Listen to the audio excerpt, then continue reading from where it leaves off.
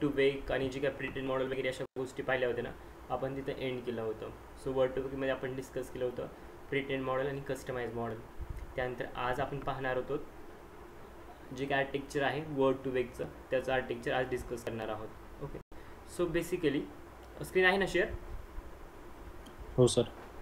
Okay, so basically पहा, हे architecture आहे वर्ड टू वेकचं. त्यामध्ये 2 टाईप्स येतात.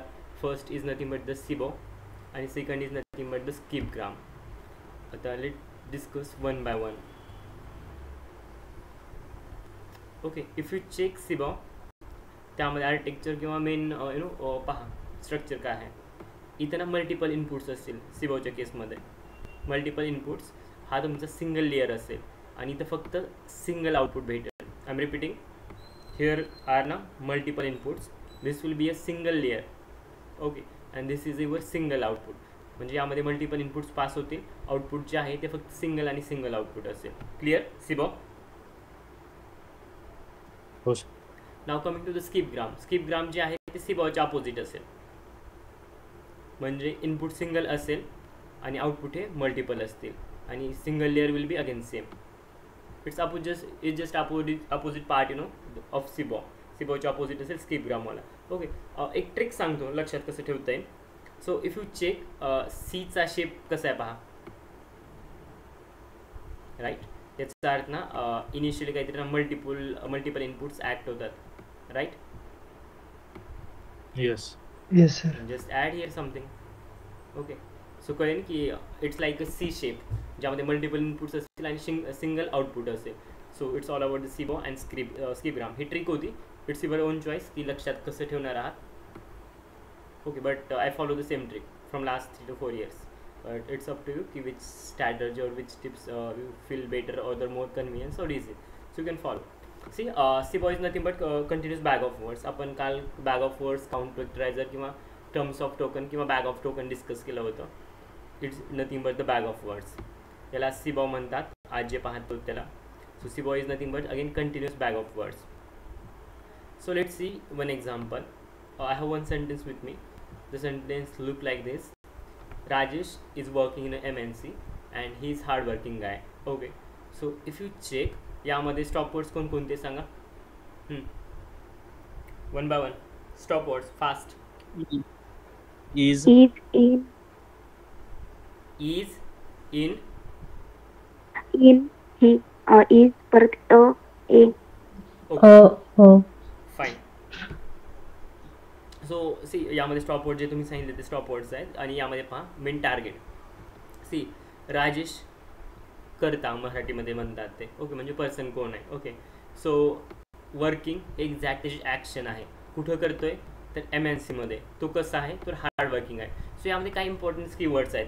Rajesh working, MNC, hard working. So यावरून पूर्ण सेंटेन्सचं ना मिनिंग क्लिअर होऊन जातं. ओके, सो पहा आता या केसमध्ये मी काय म्हटलं मल्टिपल इनपुट्स असतील. ओके, सो आपण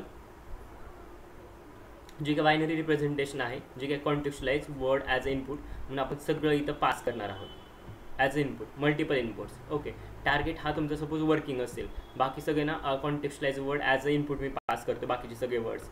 so we are feeding the binary representation. आता बायनरी म्हणजे it's the combination of 0 and 1. हे तुम्हाला ऑलरेडी माहिती असेल. सो आपण हे तर ॲज अ इनिशियल इनपुट म्हणून या स्टेजला पास करणार आहोत. So I have written already there या लेअरमध्ये. सो हा तुमचा इनपुट लेअर असेल आणि इथं तुम्हाला आउटपुट असेल. सी, बायनरी प्रेझेंटेशन म्हणजे काय तर इथं एक एक्झाम्पल दिले. So binary presentation of each contextualize word is nothing but किंवा look like as.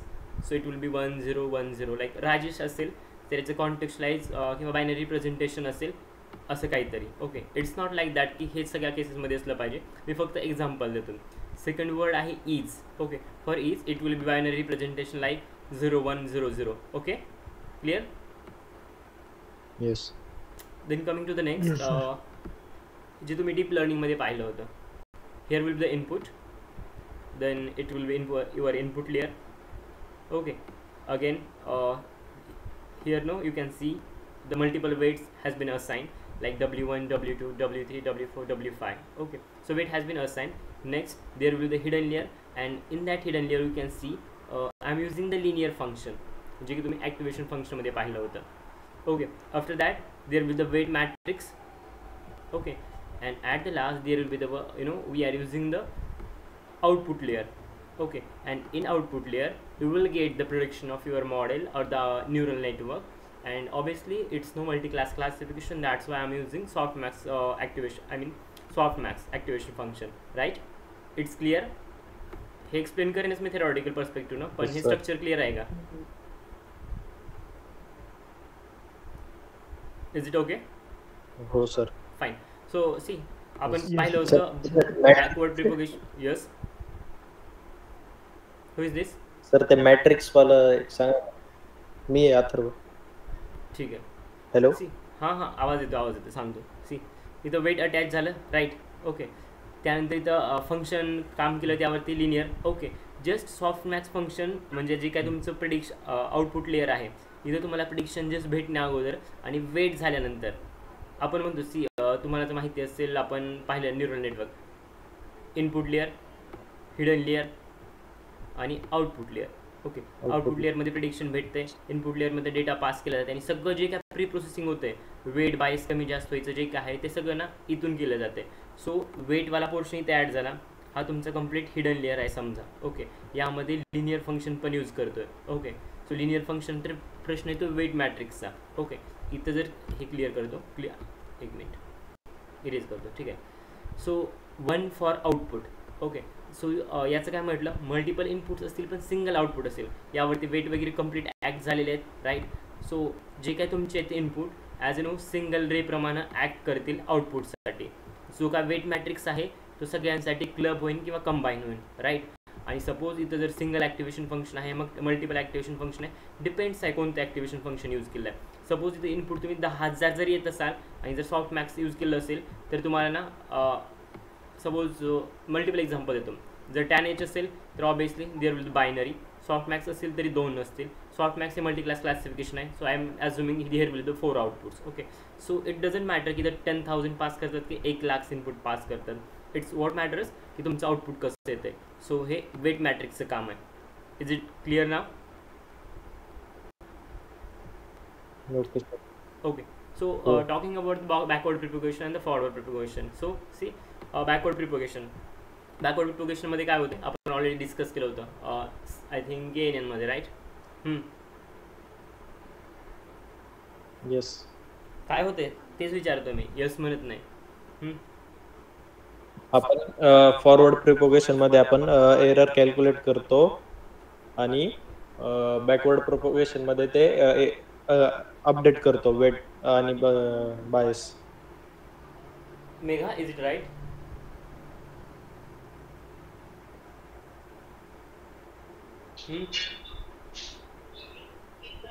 Backward propagation मध्ये काय होते?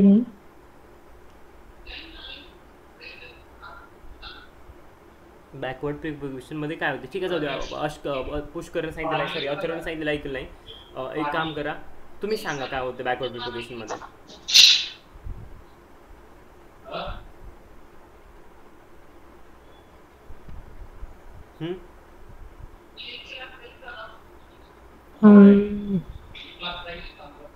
प्रियंका? बॅकवर्ड प्रोपोगेशन मध्ये वेट आणि बायस अपडेट करतो आणि फॉरवर्ड प्रोपोगेशन मध्ये फक्त एरर कॅल्क्युलेट करतो. पुष्कर बरोबर आहे की काय चुकीचं आहे? बरोबर आहे sir. Atharva, is it right? का दोघांनी पण चुकीचं सांगितलंय? हो सर. राईट ना? अरे तुम्हाला विचारतोय डेड बॉडीज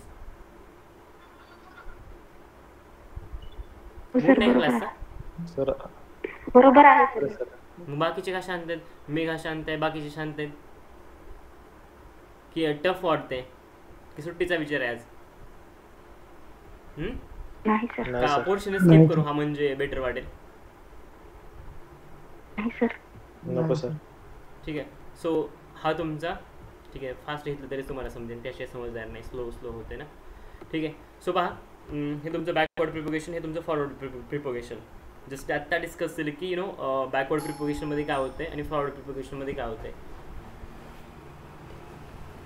सो काय होते जस्ट आपण आता डिस्कस केलं. Okay, so coming to the next.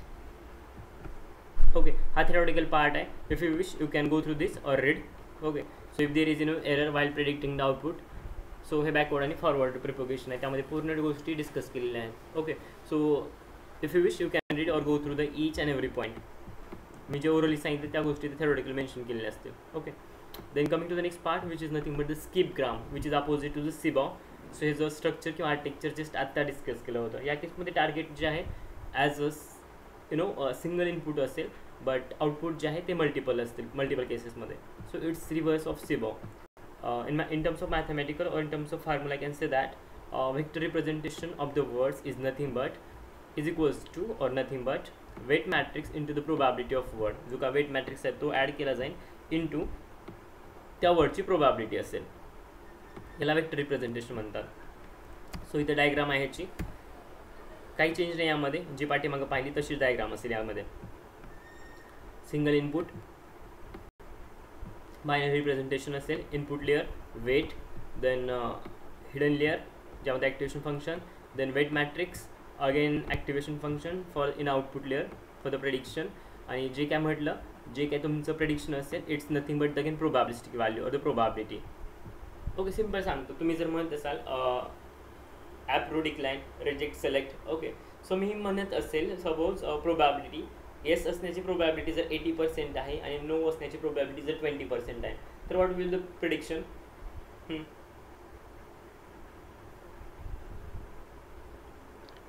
Repeat कराल सर एकदा? 1 असेल सर.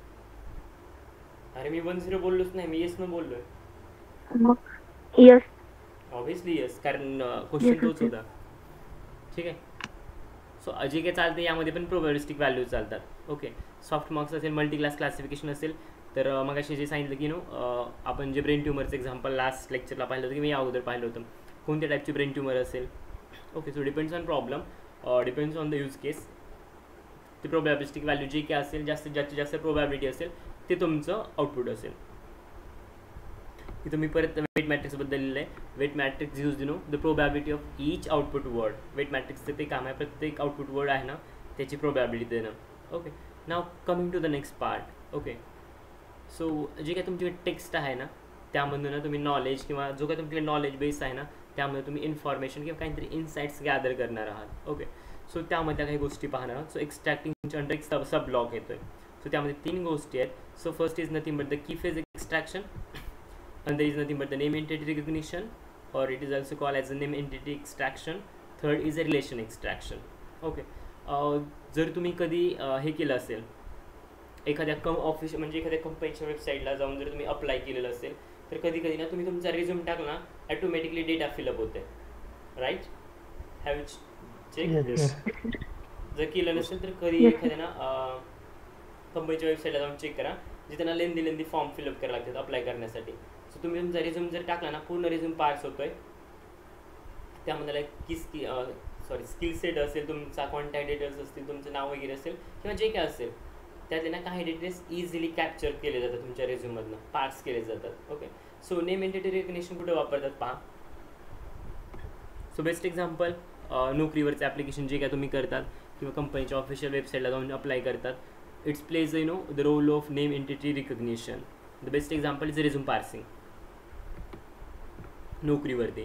सो रेझ्युमॅचं इनपुट असेल त्यावरती NER name entity recognition apply केलं असेल आणि त्याच्या बेसिसवरती name, organisation, skill set, location या सगळ्या गोष्टी काढल्या जातात आणि सगळा डेटा डेटाबेसला सेव्ह केला जातो. Okay, next relation extraction. So पहा, again there is one sentence, Rajesh is working the KPIT and he is hard working guy. Okay, that is the second sentence. So यामध्ये सांगा, जर मी फोकस करत असेल तर यावरती फोकस करण्यासारख्या काही गोष्टी आहेत. कुठं काम करतोय KPIT, तो कसा आहे हार्डवर्किंग, कोण तर राजेश, बाकी स्टॉप वर्ड्स आहेत. सो इझिली 3-4 की टर्म्स ना त्या सेंटेन्सचा मिनिंग सांगून जातात. थर्ड आहे key phase extraction. So it is also called as a multi word expression. So we are extracting the important phrases from the data and way to do key phase extraction जे आपण already discuss केले होते. First is N-gram and second is the unsupervised algorithms. In unsupervised algorithms we have rake and ECK. So rake is nothing but rapid automatic key phase extraction and ECK is nothing but yet another की phrase extraction. आपण हे डिटेलमध्ये पुढे पाहणार आहोत, सध्या फक्त overview दिला याचा. So flowchart of unsupervised algorithm for the key phrase extraction. So we have initially raw data, we do the pre-processing, then part comes to the candidate generation, then candidate scoring, then post-processing will be done, and at the last there will be the final ranking. Okay, in detail मध्ये सगळ्या गोष्टी होतील, हे फक्त overview आहे याचा. Then candidate generation मध्ये काय होते पहा. In candidate generation we extract all the phrases, जे काय फ्रेजेस असतील ना त्या पूर्ण फ्रेजेस एक्स्ट्रॅक्ट केले जातील. Sorry. Then candidate scoring extract केल्यानंतर ना त्यांना ना त्याचा स्कोर असाइन केला जाईल. It's give the score to the phrases. Okay, जे जास्त इम्पॉर्टंट असेल तेवढा याचा स्कोर हाय असेल, जर इट्स लेस इम्पॉर्टंट असेल तर त्याचा स्कोर कमी असेल. So on the basis of score or according to the score scoring ना असाइन केली जाईल. Then parts come to the pre processing. Okay, sorry, post processing. Pre processing just झाली, post processing. Suppose माझा original word game आहे, त्याला मला गेम्समध्ये जर कन्वर्ट करायचं असेल तर I need to add S, तर त्याचं ना गेम्स होईल. ओके, सो पहा मी या गोष्टी किंवा एक्झाम्पल कशासाठी सांगतोय तर पुढे ना लॅवेस्टर्न डिस्टन्स नावाची कन्सेप्ट आहे, त्यासाठी या गोष्टी महत्त्वाच्या आहेत. देन माझ्याकडे नेक्स्ट वर्ड आहे सन. ओके, सो सनला जर मला रॅनमध्ये कन्वर्ट करायचं असेल तर पहा मला किती स्टेप पुढे जावं लागतं किंवा किती चेंजेस करावं लागतात. फर्स्ट मला एस डिलीट करावं लागेल, एसला एसच्या जागी मला आर इन्सर्ट करावं लागेल. देन यू आहे, यू मला डिलीट करावं लागेल आणि यूच्या ठिकाणी ए ॲड करावं लागेल, राईट. अँड एनला काही चेंज करायची गरज नाही, कारण एन जशा असतं सर आहे, बरोबर. हो सर.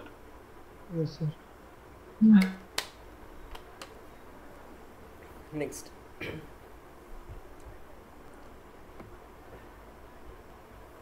सो लॅवेस्टर्न डिस्टन्स जे आत्ता मी जस्ट सांगितलं होतं. सो माझ्याकडे गेम नावाचा ओरिजिनल वर्ड आहे, मला गेम्समध्ये कन्वर्ट करायचं असेल तर यामध्ये एक चेंज करायला लागतो, शेवटी एस लावा लागते, राईट. सो मला एक चेंज करायला लागतो, so that's why it will be Levenshtein distance is nothing but 1. म्हणजे 1 ऑपरेशन इथं रिक्वायर्ड आहे किंवा 1 ऑपरेशन करणं गरजेचं आहे, आणि 1 ऑपरेशन केल्यानंतर जे पाहिजे ते रिझल्ट मला अचीव होतात. So here Levenshtein distance will be 1. Sun आणि रॅनमध्ये जे कन्व्हर्जन होतं त्यामध्ये टोटल 4 ऑपरेशन करायचे होते किंवा 4 ॲक्शन घ्यायच्या होत्या. सो त्यामुळं लॅवेस्टर्न डिस्टन्स या केसमध्ये 4 असेल. क्लिअर? 1 4 कालं. त्यानंतर जस्ट ॲझुमेट तुमच्याकडे सिंगल रिव्ह्यू आहे, त्यामध्ये 100 ते 150 वर्ड्स आहेत. After extracting the key phrase, the count of key phrases it's always decreases. I'm repeating my point. If you have single review, it's contained hundreds 150 words. After the key phrase extraction, the count of key phrases decreases. Okay, आता काही exceptional cases असतील जिथं ना increase होऊ शकतो, त्यासाठी हा मी arrow up दाखवला आहे. नॉर्मल केसेसमध्ये डिक्रीज होतो, बट काही एक्सेप्शनल केसेस असेल जिथं ना इन्क्रीज पण होऊ शकतो. स्टारमध्ये टर्म्स अँड कंडिशन अप्लाय, आणि याचं रिझन तुमच्या ग्रुपवरती ऑलरेडी मी दुपारी अपलोड केलं आहे. Have you got the reason? Yes sir. So कोणत्या केसेसमध्ये हे चेंजेस होतात त्यासाठी ते आन्सर आहे. Okay, so however the number of key phrases may increase if the extraction process is more lenient and include the multiple distinct phrases. Okay, जर process जास्त complicated असेल आणि मल्टिपल जर डिस्टिंक्ट जर फ्रेजेस असतील तर त्या केसमध्ये देर आर चान्सेस की it can go to the increase. The text is very diverse with may different topics and entities. The text जर भरपूर डायव्हर्स असतील आणि त्यामध्ये जर डिफरंट टॉपिक्स आणि एंटिटीज जर क्लब असतील तर त्या केसमध्ये पण count of key phrases increase होऊ शकतो. Okay, but generally key phrases एक्स्ट्रॅक्शनमध्ये जो काय काउंट आहे ना तो डिक्रीज होतो. बट काही अशा केसेस आहेत जिथं ना, किंवा रेअर केसेस म्हणा, एक्सेप्शनल केसेस, त्या ठिकाणी अशा गोष्टी पाहायला मिळतील ज्या की एक्सेप्शनल असतील, अपवादात्मक मराठीमध्ये सांगायचं असेल तर. ठीक आहे. So coming to the next, suppose I have 10 documents with me and it contains the 5000 phrases after the key phrase extraction, and we want to we want important key phrases and count should be the less. आपलं main target आहे की त्यामध्ये important की phrases काढायच्यात आणि त्यांचा count कसा पाहिजे तर लेस पाहिजे. Okay, so key phrases should be minimum Levenshtein distance. Key फ्रेजेसमध्ये ना जे काय लॅवेस्टर्न डिस्टन्स पाहिजे ते कसं पाहिजे तर मिनिमम. तर मग या दोघांपैकी कुणाला प्रेफर कराल तुम्ही on the basis of distance, first one or second one? First. Because largest distance should be the minimum. आपण जस्ट आत्ता डिस्कस केलं, रिसेंट लाईन आहे माझी. So next, I have two reviews with me. First is a nice movie, and second is no nicely movie. Maybe it will be meaningless, but just assume it. I have two reviews. First is nice movie, and second is nicely movie. Okay. आता या review मधून जर मला इथं जायचं असेल तर किती चेंजेस मला करायला लागतील, कोणी सांगेल? लार्जेस्ट डिस्टन्स काय असेल? 2 असेल, 2. राईट, 2. इट विल बी 2. फक्त मला ly ऍड करायचं ना शेवटी. That's why it will be 2. So if you check meaning is same of both. Out of the key phrases which having the minimum distances will be considered. Okay. See तुमच्याकडे जर multiple की phrases असतील तर त्यापैकी ना ज्याचं largest distance minimum असेल ते पकडलं जाईल और ते कॅप्चर केलं जाईल. Which having the minimum largest distance will be consider out of them. Here out of 2. If largest distance having the maximum for both then both will be consider. Okay sir, दोघांसाठी पण largest distance जर maximum असेल तर त्या केसमध्ये दोन्ही पण पकडले जातात. एल्स जे मिनिमम आहे ते पकडतात. Then final ranking. ओके, अजून इट तुमच्याकडे 500 ओरिजिनल फ्रेजेस आहेत, त्यापैकी इम्पॉर्टंट फ्रेजेस तुम्ही काढल्या त्या की 2000 असतील तर तुमच्या फायनल फ्रेजेस असतील. आणि त्यानंतर तुम्ही on the basis of score you will go for ranking. Okay, so you will do the ranking of the phrases आणि फायनली तुमच्याकडे रँकिंग केल्यानंतर तुमच्याकडे 100 ते 200 फ्रेजेस फक्त शिल्लक असते. क्लिअर? डिक्रीज कशा होतात?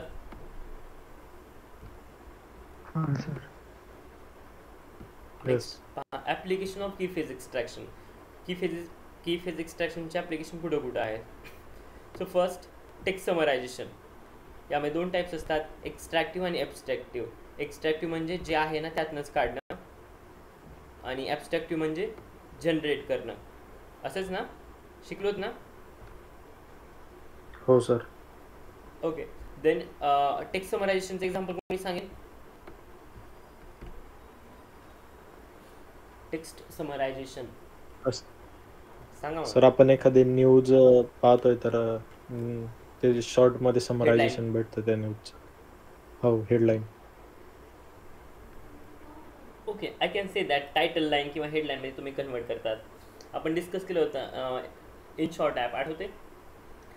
कोणती मुलांची जरी न्यूज असेल ना तर त्या न्यूजची 60 वर्डमध्ये समरी देते. Important line. I can say summary, जे काही इम्पॉर्टंट त्यातला सारांश असेल तो देतोय. ओके, बट जे काही तुमचं ओरिजिनल कंटेंट आहे ना त्याचा मिनिंग प्रिझर्व केला जातोय, पूर्ण हे केलं जात नाही, कंटेंट चेंज केलं जात नाही.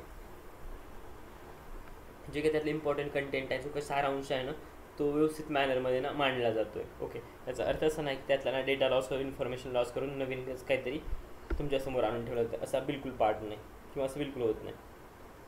Then next, root cause analysis. Okay, आतापर्यंत हे तर माहिती होतं की सपोज एखाद्या कस्टमरनं प्रोडक्ट परचेस केलं ई-कॉमर्स वेबसाईटवरनं, सो प्रोडक्ट नाही आवडला किंवा काहीतरी डिफेक्ट असेल, काहीतरी प्रॉब्लेम असेल, सो त्या केसमध्ये कस्टमर पॉझिटिव्ह रिस्पॉन्स देईन, आय मीन पॉझिटिव्ह फीडबॅक देईल की निगेटिव्ह फीडबॅक देईल किंवा रिव्ह्यू काय असेल? निगेटिव्ह असेल. का? पॉझिटिव्ह असेल तर पॉझिटिव्ह. नो, मी का विचारतोय? क्वेश्चन तुमच्या समोर आहे. Root cause analysis. My question is review कोणता असेल आणि का असेल? रिव्ह्यू कोणता असेल आणि का? नेगेटिव्ह. स्क्रीनवरती बघून काहीच सांगू नका, स्क्रीनवरती काहीच नाही. सर परत विचारा सर. मी गांजा हा क्वेश्चन मला कळाला. मी एक क्वेश्चन डबल कित्येक वेळ करू सांगू? तुमच्यापैकी कोणतरी परत क्वेश्चन करा. आम्ही काय टेप रेकॉर्डर नाही परत त्याच गोष्टी करायला. जर आपण एखाद्या ई-कॉमर्स वेबसाईट वरून काही जर ऑनलाईन ऑर्डर केलं तर कस्टमरला जर म्हणजे व्यवस्थित प्रोडक्ट नाही भेटलं तर म्हणजे कस्टमर काय रिव्ह्यू देणार, पॉझिटिव्ह की निगेटिव्ह? निगेटिव्ह. हा, अथर्व आता सांग. Negative review. का? कारण त्याला जे पण सर्व्हिस भेटली ती चांगली नाही भेटली म्हणून. पण सर्व्हिस तर बघितलीच नाही, सर्व्हिस तर ना प्रश्नच येत नाही. There will be always difference between the service and the product. हा जे प्रोडक्ट, हा सर्व्हिस कुठून आली मग मध्ये? प्रोडक्ट जे ऑर्डर केले ते जे बरोबर. आहे ते एक्सपेक्टेड नव्हतं. Okay right. अथर्व मिस्टेक करू नको, प्रोडक्ट आणि सर्व्हिस वेगळ्या गोष्टी आहेत. ओके, सर्व्हिस इंडस्ट्री वेगळी असतात, प्रोडक्ट इंडस्ट्री वेगळी असतात. ओके, मोर प्रॅक्टिकली सांगायचं असेल तर सर्व्हिस इंडस्ट्री म्हणजे अशा इंडस्ट्रीज ज्यांना काहीतरी प्रोव्हाइड करते but you can't touch it, you just feel it. Okay, त्यानंतर प्रोडक्ट इंडस्ट्रीमध्ये एक्झाम्पल द्यायचं असेल, आता आय टीच्या थोडं बाहेर जातो मी. Okay, for like gear manufacturing company असेल, ओके, किंवा लाईक लॅपटॉप मॅन्युफॅक्चरिंग कंपनी असेल, त्यांचं काहीतरी प्रोडक्ट आहे. Okay, now coming to the service. Okay, hotel industry आहे, ओयोसारख्या ना हॉटेल चेन आहेत, रेस्टॉरंट चेन आहेत, किंवा आणखी काय से दॅट लाईन थिओब्रामासारख्या बेकरीज आहेत. Okay, they also deliver the product. Okay, but what I'm saying, the service, hospital industry सांगितलं, then tourism part, I think there make my trip सारख्या गोष्टी असतील की ती आणखी कोणती तर आहे, केसरी मराठा काहीतरी आहे ना आणखी, travel agency, something like that. Okay, so like this, जिथे ना तुम्हाला सर्व्हिस एक पार्ट आहे आणि प्रोडक्ट. सर्व्हिस म्हणजे you can touch it, you can't एक तुम्ही त्याला पाहू शकत नाहीत, you just you can feel it. फक्त तुम्ही एक्सपिरियन्स करू शकता, फील करू शकता, and on the basis of that तुम्ही करू शकता, आय मीन जज करू शकता की हे गुड आहे की बॅड आहे. Okay, you can say that की तिथल्या रेस्टॉरंटची सर्व्हिस एकदम चांगली होती. सर्व्हिस खाल्ली होती का कशासोबत, तोंडी लावून? नाही ना. Okay, you enjoy the food obviously, but experience the service, you feel the service, right? Yes. So पुष्कळ अथर्वा, सर्व्हिस आणि प्रोडक्ट डिफरन्स आहे. सो या केसमध्ये मी सर्व्हिस ऑर्डर केली होती का प्रोडक्ट ऑर्डर केलं होतं? प्रोडक्ट. म्हणजे मी मसाज सेंटरवाला माणूस बोलला होता मसाज करण्यासाठी, की मग ऑइलचा बोलवलं होतं मसाजसाठी? It's the difference.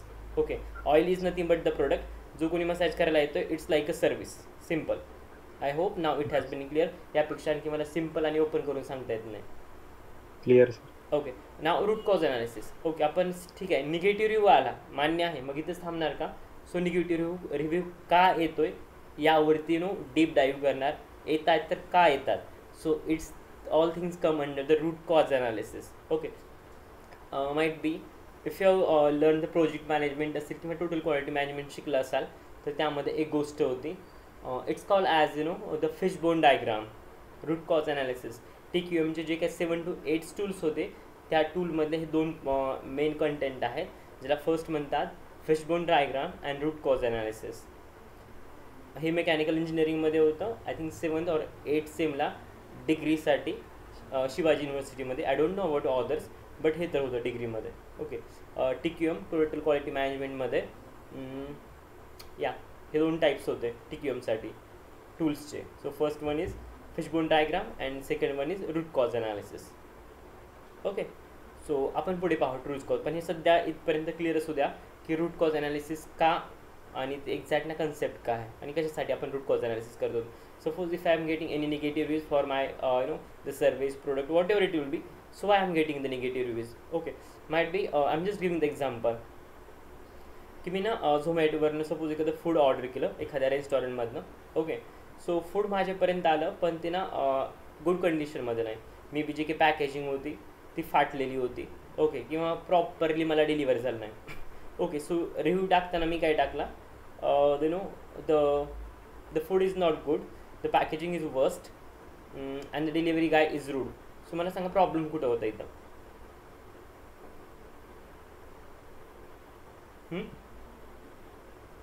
किंवा सपोज हे तुमचं रेस्टॉरंट आहे, तर तुम्ही यासाठी काय केलं असतं? जे पण काही पॅकेजिंग आहे ते इम्प्रूव्ह केलं असतं आणि जे डिलिव्हरी बॉय जे पण कोण असतील त्यांना सांगितलं असतं की हा प्रॉपर बिहेव करा म्हणून कस्टमर सोबत, या सगळ्या गोष्टी. म्हणजे रूट एक पॉईंट मिस झाला. कोण सांगेल? बघू कुणाचं डोकं चालतंय. एक पॉईंट मिस झालाय अथर्वनं आन्सर देताना. बघू यावर तुमचं बिझनेस ओरिएंटेड किती डोकं काम करते ते कळेल. चालेल, आहे कोणी? मी 3 पॉईंट सांगितले होते.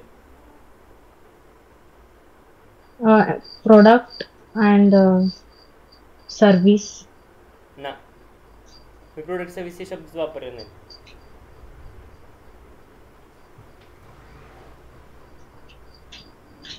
तीन मी गोष्टी सांगितल्या त्या review देताना. अथर्व काय सांगितलं? हे तुम्ही ना- ऍक्च्युली माझं नेट वायफाय ना सारखं इश्यू यायला लागलाय मला, मध्ये मध्ये ना स्क्रीन पण दिसेना आणि हे पण दिसेना. एक मिनिट मी स्क्रीन शेअर करतो, तोपर्यंत कोणीतरी गोष्ट सांगा. ऑनेस्टली आता सांगतो मी नाही. सॉरी, माझा नेटचं काय माहित नाही, रिचार्ज संपलं होतं ओके वायफाय फाईन. प्रियंका घरात. तुम्हाला तर कळालं असेल ना, ते पण शांत आहे.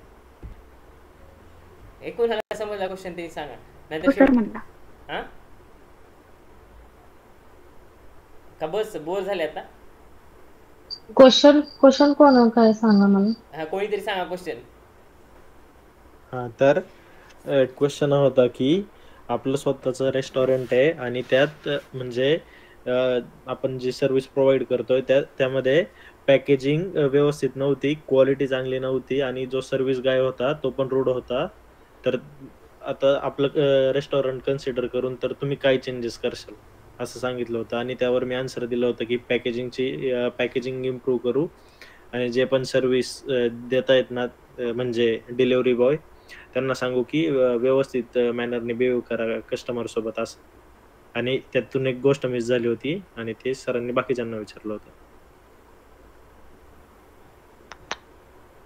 हा कोण सांगेल? कस्टमर कडनं आम्ही फीडबॅक घेऊ शकतो नो की what to change, what need to दिलाय चेंज, तसं फीडबॅक आहे. दिलाय तिने अगोदरच. काय करायला म्हणतोय ओके. का परत कस्टमरला फोन करून इरिटेट करणार का? फीडबॅक दिला नाही. ऑलरेडी कस्टमरनं. मग असं केलं तर ओके. कस्टमर रेस्टॉरंट मध्ये येऊन मारेन त्या रेस्टॉरंटच्या मालकाला. ओके. हम्म. पॅकेजिंग पॅकेजिंग झाली, डबल पॅकेजिंग नाही Packaging- करायचं. डबल पॅकेजिंग केली, अथर्वने पॅकेजिंग व्यवस्थित केली. डबल पॅकेजिंग नाही कुकिंगचा करायची. पार्ट राहिला होता म्हणजे क्वालिटी चांगली नाही. राईट, मेन पॉइंट यानं पकडला. So sorry Quality and quantity, right. मी तीन गोष्टी सांगितल्या त्या रिव्ह्यूमध्ये. First, product quality is not good किंवा food quality. Second, it's about the packaging. And third point about the delivery guy. तुम्ही रेस्टॉरंटवाले आहात, तुम्ही झोमॅटोवाले नाहीत. ओके, सो तुमच्याकडनं जे फॅक्टर, तुमच्याकडनं इंटरनल फॅक्टर जे कंट्रोल करता येतात ना, you will definitely deal with that. फूडची क्वालिटी मे बी डिग्रेड झाली असेल, so you have to work on this. किंवा काय प्रॉब्लेम होता, शेप चेंज झाला होता, काय प्रॉब्लेम होता, शेवटची लास्ट ऑर्डर होती म्हणजे काय उरलं सुरलं ते का तसं काय केलं होतं. Okay, might be or spices change केले होते. Let it be, there might be some issue with the food. तो त्यामुळं you have to work on this part. तो इंटरनल आहे, तुम्ही करू शकता. Second, it's about the packaging.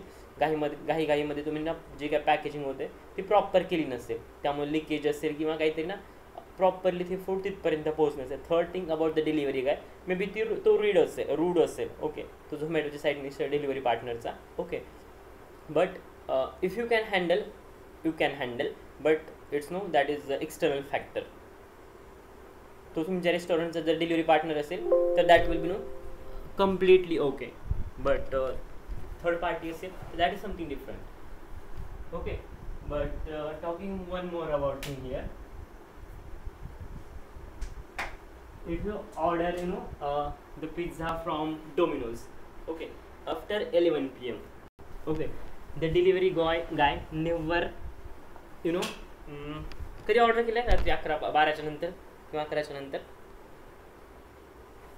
नाही सर. हा मी केले. ओके, सो पहा ते ना सहसा आय थिंक ते डोर बेल वाजवत नाहीत वाटतं किंवा कॉल करत नाही. दोघांपैकी काहीतरी गोष्ट नक्की होते त्यांची. दोघांपैकी काहीतरी फॉलो करत नाही. कॉल करतात ते. मग ती काहीतरी डोर बेल वाजवत नसते. ते डोरबेलचं ऑप्शन असतं ना की तिथंच ठेवा डोरबेल वाजवायचं. येस, सो ऑप्शन आहे. सो काहीतरी ऑप्शन आहे की म्हणजे दोघांपैकी ना कोणती तरी एक गोष्ट ते करत नाही, डोर बेल वाजवत नाही किंवा कॉल करत नाही. तर काहीतरी ते डोमिनोजची पॉलिसी आहे. लेट इट बी. आपापल्या इथं या, नाहीतर आपल्याला दुसरंच केक शॉप इथं किंवा पिझ्झा शॉप खोला लागेल इथं. ठीक आहे, सो पहा fourth, it's about the chatbot. तो चॅटबॉटमध्ये पण ना की फिजिक्स एक्स्ट्रॅक्शनचा यूज केला जातो. फिफ्थ आहे फीचर सिलेक्शन. ओके, फीचर सिलेक्शनमध्ये पण की फेज एक्स्ट्रॅक्शनचा यूज केला जातो. लास्ट हे 5 ॲप्लिकेशन होते. क्लिअर? येस. Yes sir. त्यानंतर रेक आहे, ज्याला तुम्ही rapid automatic key phase extraction म्हणतात. ओके, तुम्ही म्हणा स्क्रीन दिसत नाही, पेजेस एकदम ना फास्ट पुढे जात आहेत म्हणून दिसत नाही. ओके, नाहीतर परत नेटवर्क वगैरे असलं तसं काही प्रॉब्लेम नाही, पेजेस पुढे फास्ट जात आहेत. ओके, ठीक आहे. सो रेककडे या. So RAKE stands for rapid automatic key phase extraction. Okay, so आपण यामध्ये पूर्ण गोष्टी डीप डाईव्ह करणार, पण त्या अगोदर फक्त फुल फॉर्म सांगितलं. सो एक सेंटेन्स आहे माझ्याकडे, SAARC is consist of South Asian countries, India is supporting to the SAARC. Sorry, supporting to SAARC यामध्ये टू नाही. ओके, सो यामध्ये कॅन्डिडेट जनरेशन पहा. Okay, so candidate generation, candidate scoring, मग अशा गोष्टी मी सांगितल्या होत्या अनसुपरवाइज अल्गोरिदममध्ये.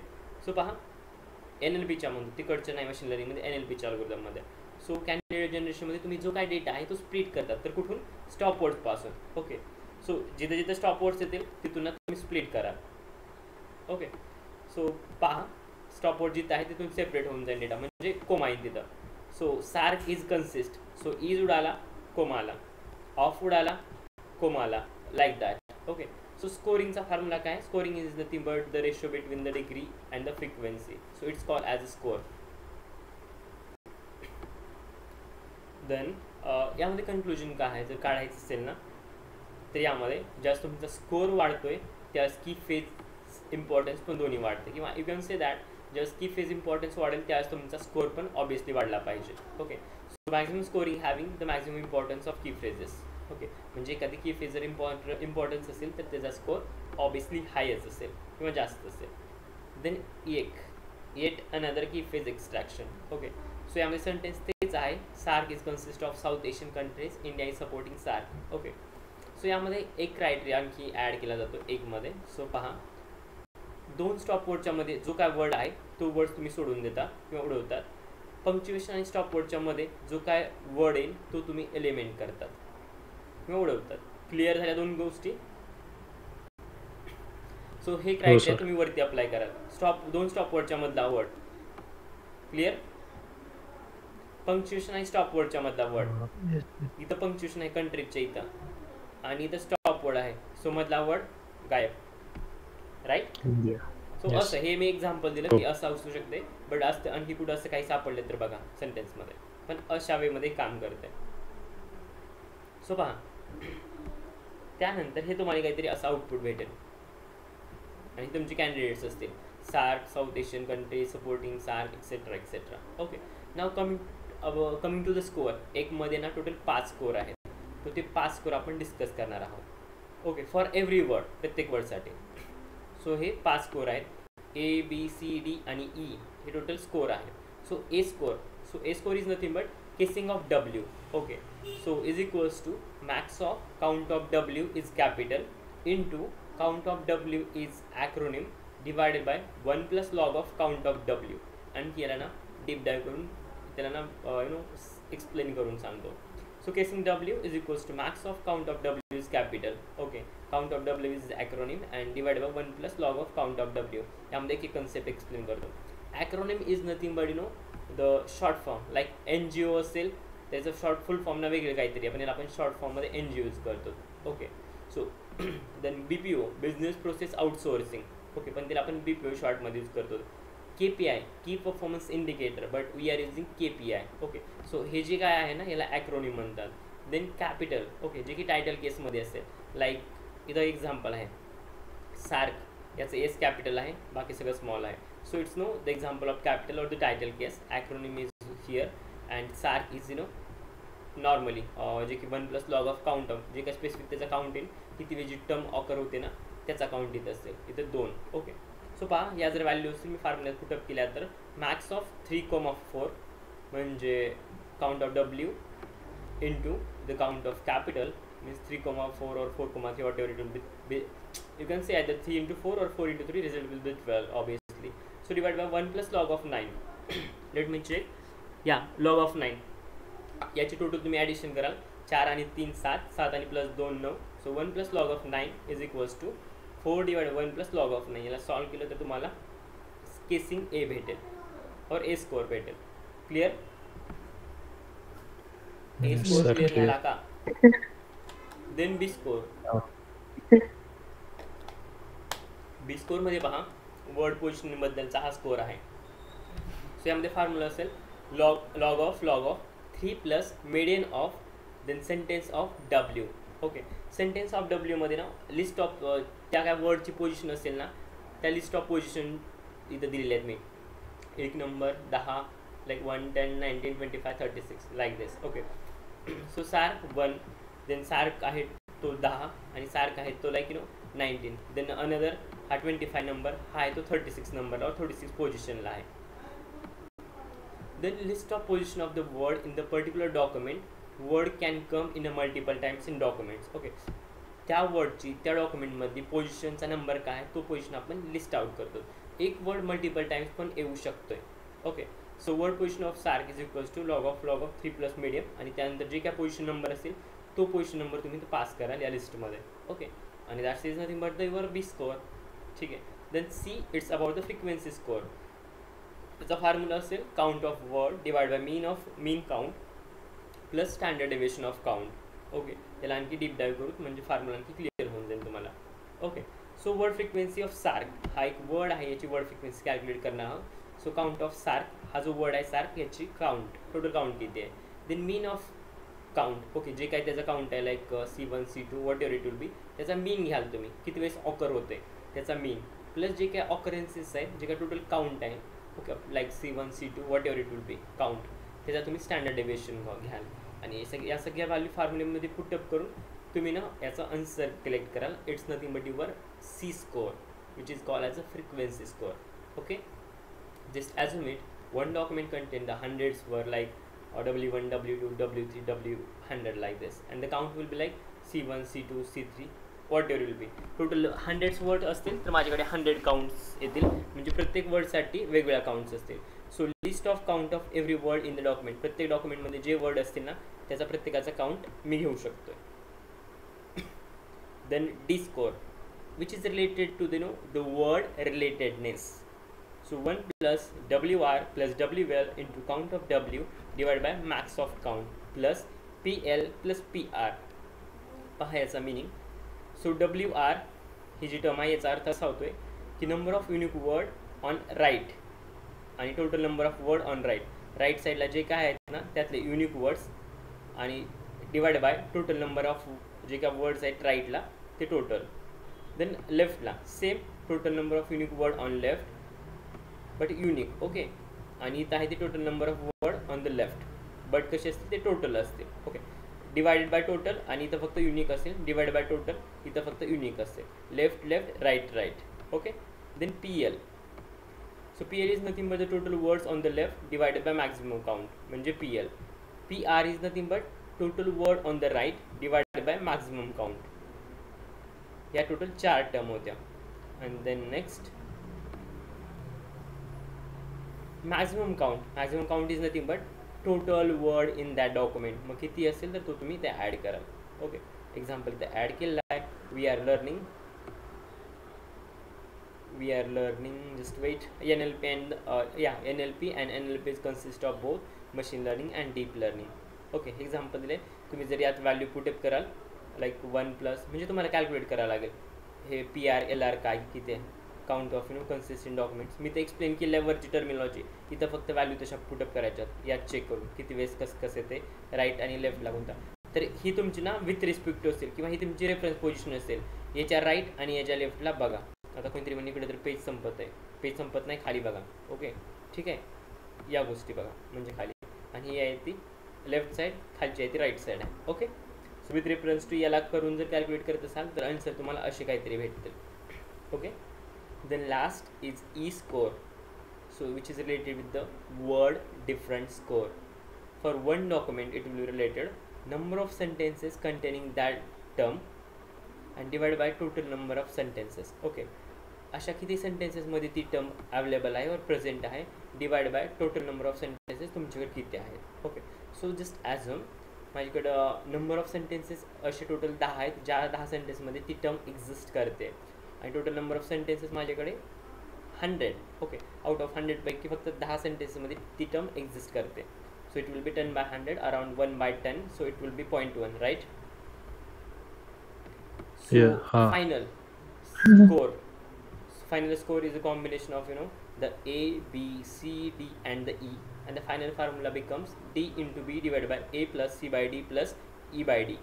Okay, so as a combination of the full form, the nomenclature A is nothing but the casing score, B is nothing but the position score, C is nothing but the frequency score, D is nothing but the word relatedness, and the E is nothing but the last word difference score. Those are the total 5 scores just we have discussed. Then last key phrase score, यामध्ये A आणि बीच्या term पकडल्या जातात. 2 वर्ड्सला A आणि B मी पकडतोय. So यामध्ये product of score A into product of score B, पण हे फायनल व्हॅल्यू असतील. Okay, plus 1 plus sum of score A into count of phrases. Clear? हो सर. ओके, आता काउंट ऑफ फ्रेजेसमध्ये पहा, इथे हिंदीमध्ये लिहिले कितनी बार ए कोमा बी साथ में आ रहा है. सो जे काय म्हणजे जितक्या वेळेस ना ए आणि बी सोबत किंवा क्लब येईल ना, तो काउंट तुम्ही घ्याल. ए इंटू बी तर मेन्शन केलं या केसमध्ये. सॉरी. सो कन्क्लुजन यावरनं काय निघते पहा. लास्ट बॉटम लाईन किंवा फुट नोट म्हटलं तरी चालेल. So point need to again here highlight. So conclusion for egg and ray. So egg is nothing but yet another key phase extraction. So in this case score decreases when the key phase importance increases. Means inversely proportional असं म्हटलं तरी चालते. एक वाढले की दुसरं कमी होते. रेकमध्ये rapid automatic key phase extraction, इथं स्कोर वाढला की इम्पॉर्टन्स पण वाढते. So I can say it's directly proportional, right? Getting my point? Yes. Sir. Okay, so right, हे दोन्ही आहेत ते डायरेक्टली प्रोपोर्शनल, आणि सॉरी हे आहे खालचं ते डायरेक्टली बी, हे आहे ते इन्व्हर्सली. इथं एक डिक्रीज झाला की ते वाढतोय, इथं एक वाढला की हा पण वाढतोय. Fine. Yes sir. Okay, so उद्या जो राहिलेला पार्ट आहे ना, तो NLPचं जे काय पूर्ण इंजिन काम करतंय, पूर्ण जे काय सायकल आहे ना, त्यावरती उद्या असेल. आणि प्लस ना क्लस्टरिंगचा थोडा पार्ट जे की अनसुपरवाइज मशीन लर्निंग आहे NLPमध्ये, त्यामध्ये असेल. चालेल. आणि प्रोजेक्टबद्दल ओव्हरव्ह्यू देईल NLPच्या. आफ्टर दॅट त्यानंतर NLPवरती एक मॉडेलसाठी कोड असेल ज्यामध्ये प्री प्रोसेसिंग असेल.